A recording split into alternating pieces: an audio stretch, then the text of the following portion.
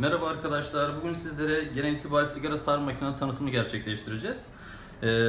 Piyasa şu an var olan makinelerden en ideali olan seri imalat için arkadaşlar OC Mikromatik hakeza Topomatik makinedir. Bunlardan başlamak istersek OC Mikromatik makinesi arkadaşlar. Bunların iki versiyonu var piyasada. Sahtesi de var, orijinali de var arkadaşlar. Sahte ve orijinalini teyit etmenin en güzel yollarından biri şu arkasında bir döner başlı pimi vardır. Döner başlı eğer değilse sahte üründür arkadaşlar. Ve ekstradan da uzun kısa filtre ayarı vardır. Eğer bu uzun kısa filtre ayarı da yoksa ürün sahtedir arkadaşlar. Bu OCV Mikromatik arkadaşlar. Ve devamında da Topomatik makine vardır. Topomatik makinenin piyasada sahte ürünü yoktur. Her ikisi de tütün ayrımı yapmaz, filtre ayrımı yapmaz kesinlikle. Kuru, yaş hiç fark etmiyoruz. Fark olarak hangisini tercih edeceğini sorarsanız eğer her ikisi de tercih edilebilir. Tek artısı eksi şudur. Topomatik makine arkadaşlar biraz daha şu hazne olan kısım biraz daha geniştir.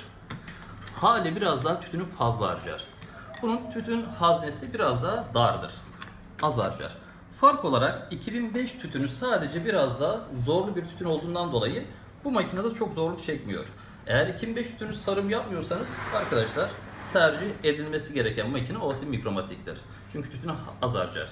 Bunları ekstradan biz arkadaşlar özel yapım dediğimiz şöyle motorlu makineleri gerçekleştirdik.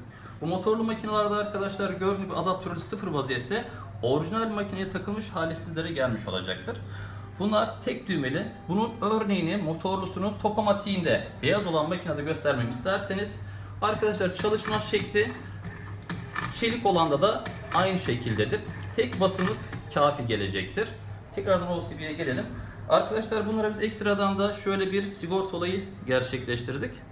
Bu sigortalayı şöyle 7 amperlik, hani motorun aşırı güçlü oluşundan dolayı eğer ki tütün sıkışma yapar ise arkadaşlar otomatikman sigorta atıyor. Bu da zaten çevrenizdeki var olan elektrikçilerde mevcuttur.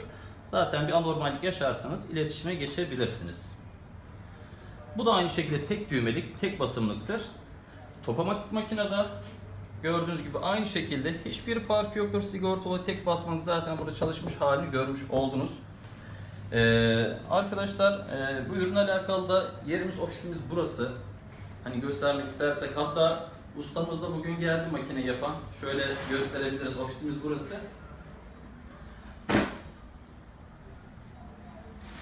Dediğim gibi bunlarda en büyük zafiyet arkadaşlar, genelde insanlar garanti sorarlar. Bu ürünlerin garantiyle alakalı garantisi olmaz. Garanti denen kısım şudur, teknik servistir. Teknik servisimiz vardır. Bunları zaten garanti isteyen taraf çubuğudur. Yani arıza açan kısım sadece çubuğudur, işten çıkan. Bu da zamanla yamulur, kırılır ise zaten elimizde bunlar mevcuttur. Hakeza bıçağıdır. Bıçağı da körelme yapar ise arkadaşlar elimizde mevcuttur. Yalnız bunlar ekstra ücrettir. Bu şekilde, başka bir şey de yok. Gelmek isterseniz buyurun gelin, buradan da alışveriş yapabilirsiniz.